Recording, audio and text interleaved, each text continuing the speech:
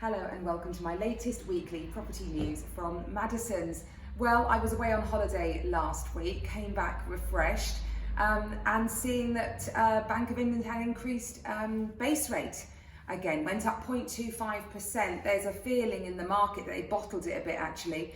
The Federal Reserve in the US increased their central rate by 0.75%, and Bank of England was talking about increasing by 0.5%, but they went for a small interest rate rise of 0.25%. It's the fifth rise that we've seen now since December 2021 and puts the bank base rate at 1.25%. And this is definitely having an impact on what I am seeing here at the cutting edge of selling houses at the moment. Historically, when you buy a property, it takes about 10 to 12 weeks to get to exchange of contracts post-offer. Far too long in my opinion, but there we go. You've got many third parties to which you are beholden to, solicitors, surveyors and lenders. Traditionally though, the lending was the bit that got sorted quite quickly. So the mortgage offer would be in a matter of weeks and you're then just waiting for the survey and the legals to catch up. Well, with these interest rate rises, that's not happening at the moment. The mortgage is often the last thing that we're waiting for. The banks are inundated with people looking to sort out their mortgages, cash in, pay a redemption penalty, lock into a more attractive rate and avoid any future interest rate rises. So the lenders are stacked out, they're simply really, really busy. So we are seeing that as a phenomenon of what's going on in the market. And very interesting as well to see that Bank of England scrapped the stress tests that were brought in 2014 for banks. So these were introduced following the collapse in the economy that happened probably more in America, which was driven very much by bad lending decisions by banks and resulted in an enormous property crash. We saw it a little bit in the UK, but not to the same extent. But it was introduced to basically mean that lenders had to check that if rates went up, borrowers would be able to pay them. Stress testing, what it's called. And that was abolished last week. They simply felt that the banks had become very, very diligent, cautious lenders. They no longer do the somewhat cavalier lending of before, back in sort of 2008 and beyond, and around that crash time. And so they want to leave it up to banks really to decide their own risk appetite and what they're prepared to lend. And there are other cost to income ratios, checks in place that banks still have to adhere to.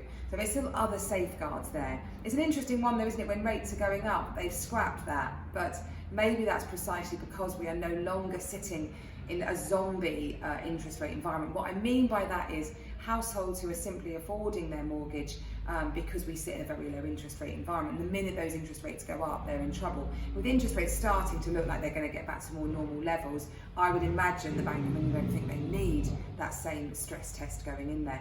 And it will be great for many, for first-time buyers, for example. Many of them report that their rental payments they've been making are more than their mortgage payments. So great for them to have freedom to be able to borrow more when they know their income is going to rise and the situation is going to get better as you progress through your career.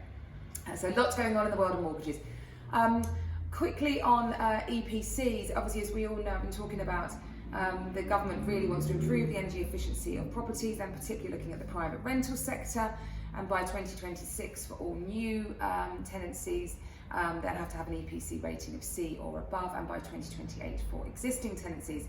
And interestingly, a poll came out that 75% of people with currently rising energy costs would like to make their homes more energy efficient, but only 24% of those can't afford to do that.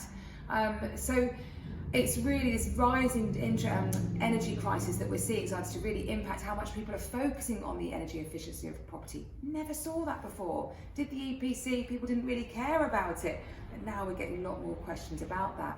And underfloor heating, very energy efficient and a great way to add value to your property as well.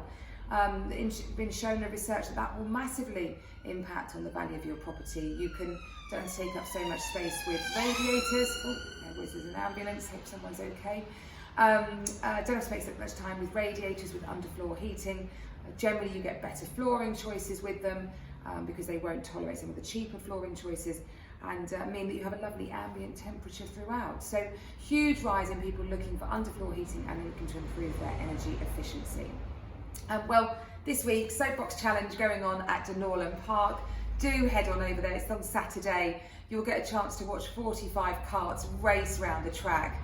They've been pimped up, designed. It's such great fun. There's music there, food stalls. It's being hosted by Tom Swift of Wicked Productions and Rosemary Schrager. So they'll be comparing during the race, and a really great family fun day out. You have to buy tickets in advance. So don't expect to turn up on the day and get in. Do get your tickets in advance. Go to the website for full details.